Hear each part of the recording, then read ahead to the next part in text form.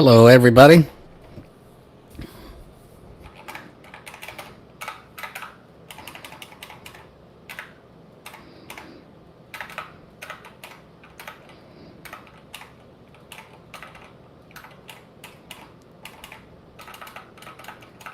Let's see here.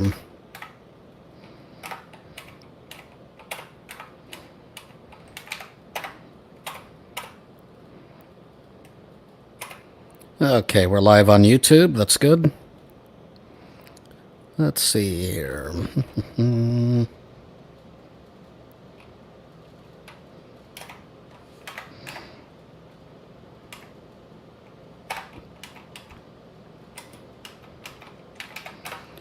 View on Periscope. Let's see if Periscope is live.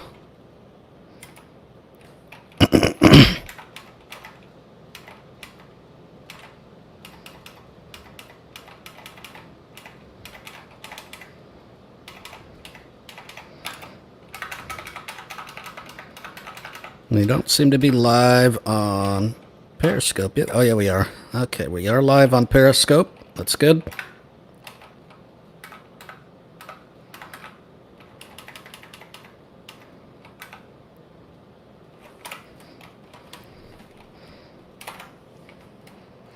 Okay. Well, good evening, everybody. And I am here with you today doing a live to do a follow-up of the LG V60. I did pick up that device last week, as you guys know, and I did an unboxing of that. I believe it was Saturday, and that was just a quick unboxing. I'm back here with you today to give you my thoughts, and I'll tell you what I think of it.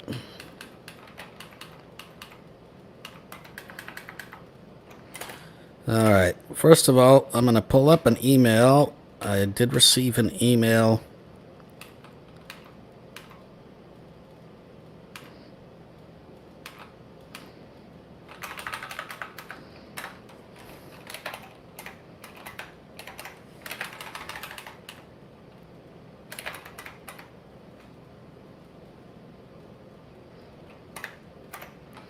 Let's see, did I receive an email? I thought I received an email. Somebody wanting to know more about the LG. Let's see here.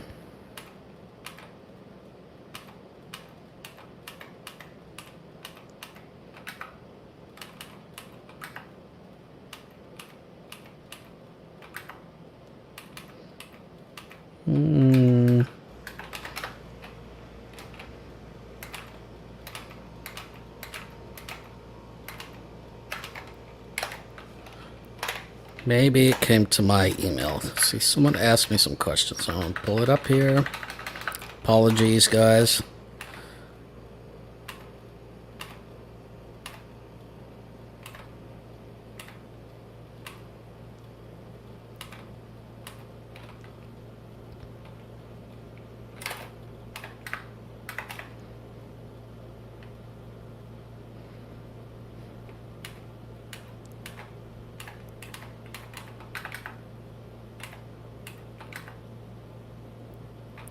Okay, well, I'm not sure what happened to that, but I think the person wanted to know some information about what it was like to use the keyboard and the dialer. Apologies if I missed the email. I'm not sure what happened to that.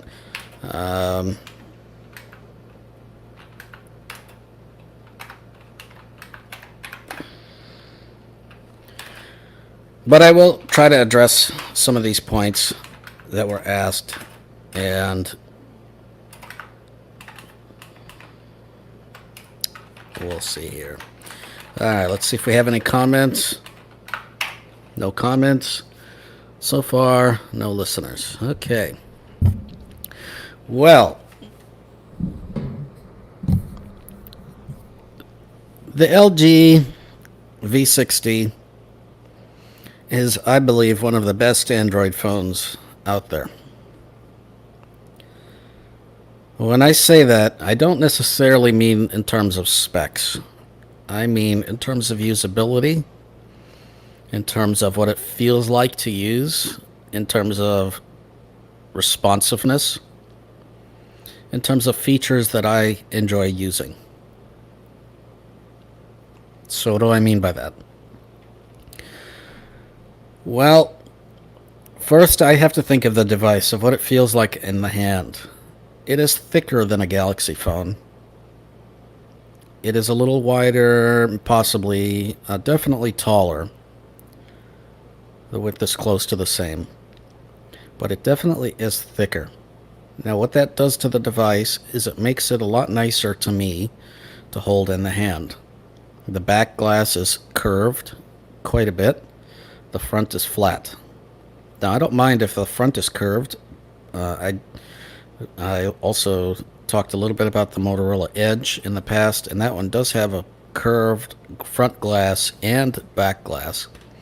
So I don't mind if the glass is curved.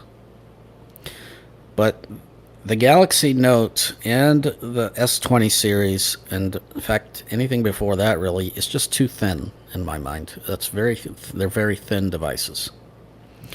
So for my hands at least, I enjoy holding the little bit thicker device that is more curved, that is the V60. The other thing is the V60 has a 5,000 milliamp battery, quite large. I would have rather had a thicker device with a bigger battery on the Samsung and not had that camera stick out quite so far, because it sticks out a lot. It is like Lego. It is kind of a, oh boy, sort of a rectangle, squarish, rectangle-ish, squarish, big, huge, massive bump that just sticks out a mile on the phone itself. It's kind of nice because you can sort of rest the phone when you hold it. You can sort of rest your finger underneath the lens, and it kind of helps hold the device in place. But I wish the whole rest of the device was thicker so that thing didn't protrude out quite as much. All it's going to take is one drop, I'm sure, and that camera's going to be destroyed unless you're using a case. So anyway, the LG is definitely nicer to hold. Now, in terms of usability, the LG has the Google Assistant button. And one of the features that I really like about Pixel phones, or at least before the 4A Pixel phone, was the ability to squeeze the phone. And the reason that I like that is because it makes triggering the Assistant really easy. And when you're out in a noisy place, you don't necessarily want to use the hot word, right? So, or if you do, then you may not be understood because there's just a lot of background noise. The LG has a physical button that helps trigger the Assistant. Now, Samsung has a Bixby button, which is fine. Or the power button can act as the Bixby button, which is fine. The biggest problem I have with it, and I'll demo this, is when you use TalkBack for some reason, or Voice Assistant these days, for some reason, as soon as you hear Bixby start to speak, TalkBack interrupts the speech from Bixby, which makes Bixby unusable, completely unusable, unless you want to turn off TalkBack first. So what I mean by that... All right. What's the weather like outside? Currently, it's sure. So as you see, it starts to speak, and then it interrupts itself. Let's try again. What's the weather like tomorrow? Tomorrow. Sure. So all you hear is tomorrow, and then TalkBack focuses something else, and then it disappears. Rather annoying. The way around this is either A, you turn TalkBack off, or B, you use a Bluetooth headset and trigger it that way. It's rather unfortunate, but it basically means that there's not a good way to trigger Voice Assistant anymore on a Pixel 4a. There's not a good way to do it on most phones, and there's not a good way to do it on a Samsung device. Now you can long press the home button, And that's if you have physical buttons appearing. If you do not have physical buttons appearing and you're using the system gestures, there is an angle gesture that you're supposed to be able to do from the bottom left of the phone. And it's sort of an angle upwards at an angle that is very difficult to perform with two fingers. I found it almost impossible to perform. So in terms of accessibility, there is no way to trigger, in my mind, that there's no way to reliably trigger the assistant unless you have either a physical button or the squeeze feature that Google recently took away, or of course you can use your voice when that works. So that's one plus of the LG. The audio on the LG, DxO Mark, strangely enough, rated it a little bit lower than the Galaxy, but well, they have not rated the Note 20 yet, but the S20 Plus, they definitely rated the LG as a little lower. But I don't find that to be the case. The LG definitely has, to my ears, and I'm not an audiophile, but to my ears, it definitely has a little bit better sound, just a little bit more filled out, a little bit more presence. You definitely can tell that you're listening to really good speakers sounds. Now, it does have a couple of different modes, a couple of different settings. You can have the LG audio engine on or off, and you can have the quad DAC on or off. Quad DAC is, of course, when you're using headphones. The audio engine for LG, I would have off with headphones, but I do turn that on without headphones. And the reason to turn that on is it just fills out the sound a little bit better. Usually I'm not a fan of audio processing like that, but it does actually work quite well with the LG, and it definitely seems to fill out the sound a little bit better. It has really good stage separation, really nice sound stage, nice stereo separation, and the recording quality to me is a little bit better than the Samsung, because the Samsung, even though it has pretty decent recording quality, it does one of two things. Number one, in apps that allow you to choose to use no processed audio, so completely unprocessed, you can only record in mono. It does not record in stereo. That is number one, which is rather annoying. The other big issue is that it adds quite a bit more bass, and it really does bring out the low end. So my voice has already quite a bit of bass. I don't need any more low end in my voice, and it brings that out at the expense of other frequencies.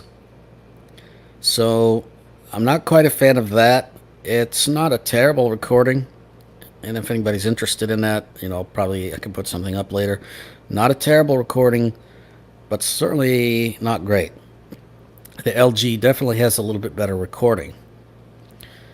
The battery life on the LG is by far the best out of any Android phone I've ever seen, and that includes any flagship or non-flagship phone. Now, I have not tried every phone out there, but I have tried quite a few over the years, and the LG, by a long shot, is the best Android phone in terms of battery, by far. No, it does have a 5,000 milliamp battery, but even beyond that, I believe it's just the way that LG's optimized things on their phone.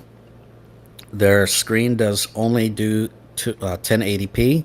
It does not do Quad HD, which doesn't make any difference to a blind person. It doesn't make much difference to most people, frankly. So it does 1080p, and it does not do 120 hertz, which again makes very little difference to a blind person, and unless a non-blind person holds a phone hand in hand, a 60 hertz and a 120 hertz, again, most people can't really tell you the difference unless you're holding them hand by both at the same time, and then of course you'll probably be able to tell that one's scrolling a little bit faster. The thing is with the Note is it doesn't keep the 120 refresh going all the time. It actually does a dynamic refresh, which means that it actually can go all the way down to something like 10 hertz. So you never really even know if you're getting 120 hertz or where you're getting 120 hertz, which is rather interesting as well. Now, in terms of responsiveness, apps load slightly faster on the Samsung than on the LG. I found that in my experience, and also in watching a couple of video reviews, speed testing that have been done by others. They've also stated the same thing, found the same thing, that generally apps open slightly faster on the Samsung. It's not a huge amount of difference, but it's definitely apparent that apps open slightly faster on the Samsung. And speech responsiveness, a little bit more responsive on the Samsung in terms of everyday swiping around your screen. Not anything that I noticed unless I held both devices in my hand at the same time. I didn't really notice them. But it is apparent that, again, the Samsung is slightly more responsive. In terms of the keyboard, though, I would give that to the LG. The keyboard is fantastic. The LG keyboard is pretty good. And I switched away from the LG keyboard because it does not allow you to do Dvorak, which is rather unfortunate. And I switched to the G board, and the G board is also rather responsive on the LG. So, definitely a keyboard I can recommend. A good typing experience. Feels really nice to type on. Definitely something I recommend is that LG for typing. The dialer. This is a small thing, but it might be something important. So, as you guys know, with Samsung phones, you do not get a dial tone. When you dial a number, you do not get a tone after every number press. Even though Samsung has the setting, it does not work with TalkBack enabled or voice assistant enabled. I don't know why. It's the stupidest thing that they've disabled, but you do not get a dial tone on a Samsung device. On a Pixel device, or if you use the Google Dialer, the dial tone is very short. Again, I don't know why this is, but it's kind of like a little tiny beep, and it doesn't sound pleasant at all. It's better than not having one, I guess, but I just don't understand why that's the case either. On the LG, you get a nice, full, satisfying tone, as if you were dialing a phone on, on a regular phone, number on a regular phone. You definitely get the actual tone. So there's that. The unfortunate thing is when you are pushing numbers in an IVR menu on the phone call, with the LG, you have to double tap each number, and you do not have to do that on the Samsung device. So there's that. That might be a good thing or a bad thing, depending on your perspective. Honestly, I think it's probably okay, because there have been times where I have accidentally mistyped a number or something like that. So I don't know. I think the double tapping is fine, but it does slow things down a little bit, which is unfortunate, and I like having that choice. Let's see. The experience overall in the Samsung is just a little bit more accessible. So one example where this is, if you go into LG Pay, Samsung used to have this, but no longer seems that it's more accessible now. But on the LG, you cannot enter a PIN accessibly if you use LG Pay, which probably no one does, which is fine. Another place this exhibits itself is if you go to Settings, and you use a flick right to swipe right, all the way down through the settings. When you get to the very bottom of the first screen of settings, instead of scrolling, which is what iOS does, which is what Google does, Samsung does, the LG kind of stops, and you have to actually scroll up with two fingers to be able to see more of the content of that screen. So rather unfortunate that is the case. You cannot actually scroll by swiping, which is, again, it's just unfortunate. It's a small thing, not a big thing, but that seems to happen in the LG settings area.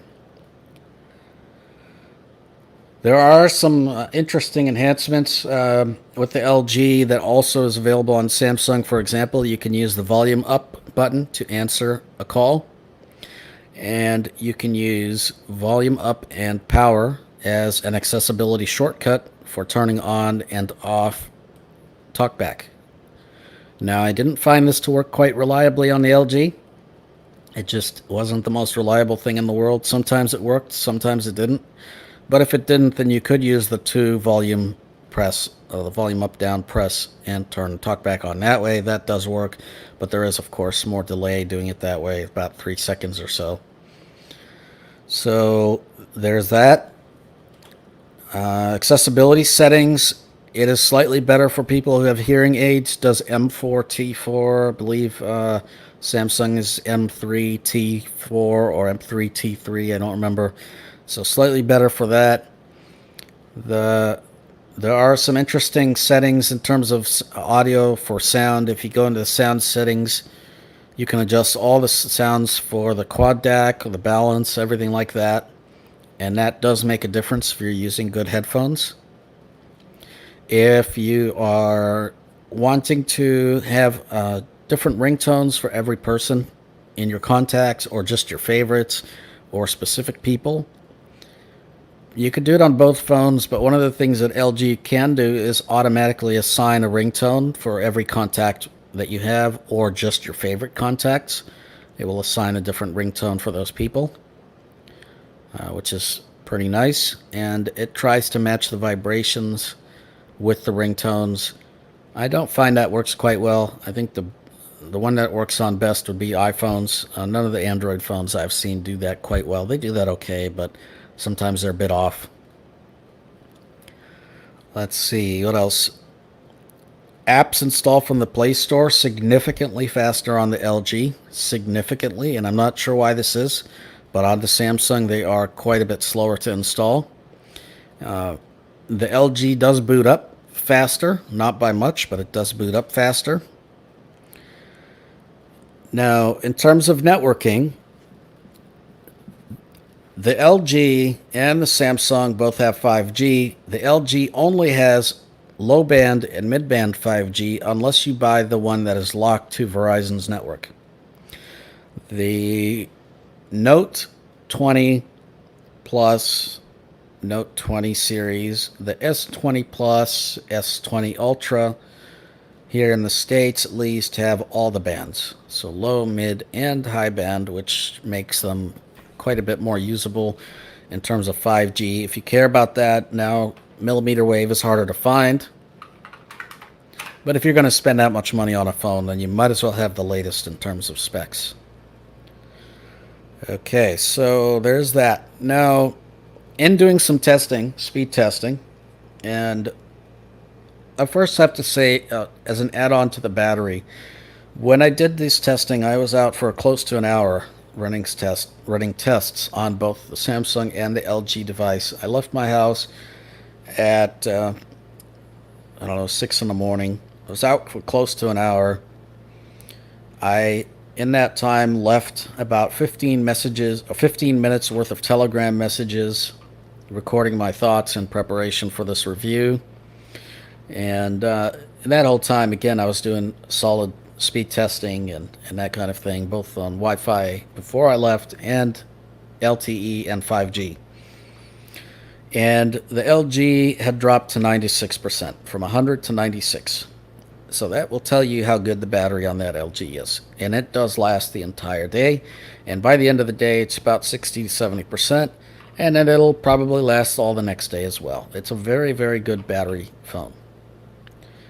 Now, the Samsung does charge faster.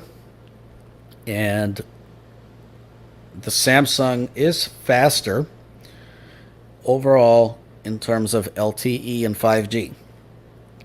One of the things I noticed that was a little bit interesting, Samsung's phone sometimes kept dropping in and out of 5G, but usually it was faster, and a good amount faster, and definitely faster on uploads as well, and just generally a more solid device. Now, the LG was still fast, and the LG, I would say, actually had the more consistent speeds.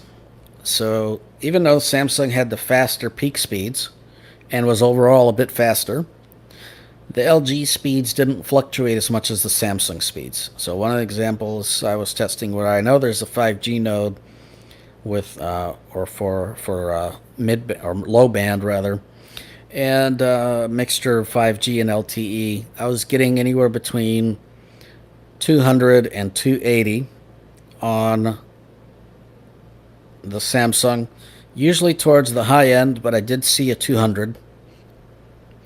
On the LG, I was anywhere between 225 and 240. So I didn't get quite as fast of a speed, but I did get more consistent speeds, which is, I think, probably a little bit better anyway. It's excellent. In terms of Wi-Fi, it's quite the opposite. The Samsung was definitely the slower of the two. The LG had a signal, it held on to a signal better and definitely had the faster signal. Now here I have Wi-Fi 6 and I have gigabit. I've been able to hit about 800, a little bit over 800 on Wi-Fi, 830 in the past.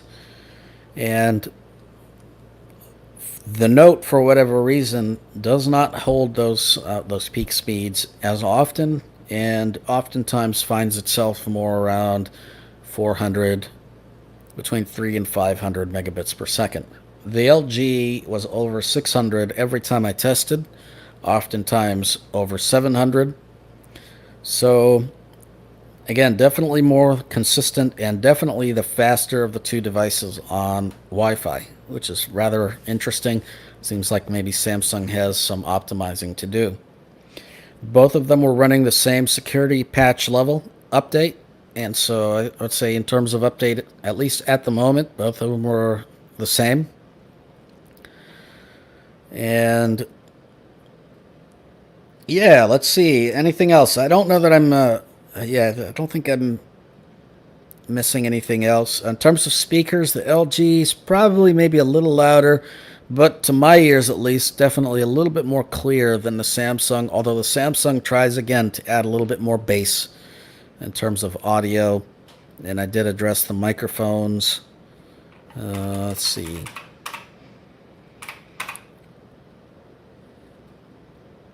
Yeah, I think that would be it. Now, if you have any questions about the LG or the Samsung phones, definitely let me know. I definitely recommend the LG highly. The two reasons to not get the LG would be, one, if you want a device that is future-proof that can take advantage of low, mid, and high band 5G.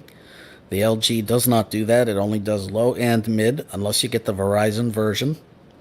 And the second reason is updatability. Samsung has definitely in the past done better at updates and given updates for a longer period of time than LG has. So that would be my two reasons to skip past the LG and get something else.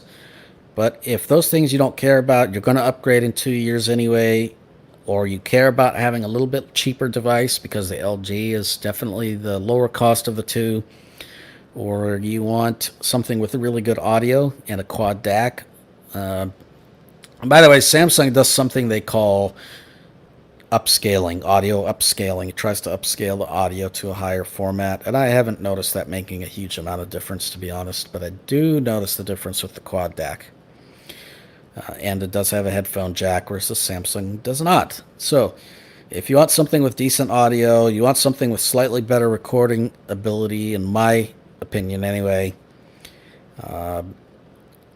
if you want something that has by far the best battery out of any device, I would say get the LG, and you will not be disappointed. This is the LG V60. If you want something that is a little bit more future-proof, something from more of a mainstream manufacturer that's going to give you better updates, and yeah, I would say stick with the Samsung. So anyway, this is my views on the LG V60 in comparison to other Android devices. My name is Nimmer, and I'm with the Anatad podcast. If you have any questions, please let me know. Either comment on this video or send us an email, anatadpodcast@gmail.com. You can also tweet us at anatadpodcast. Anatad is Android news, apps, talk, and deals. And I want to thank everyone for your time. Thank you for listening, and I will see you next time.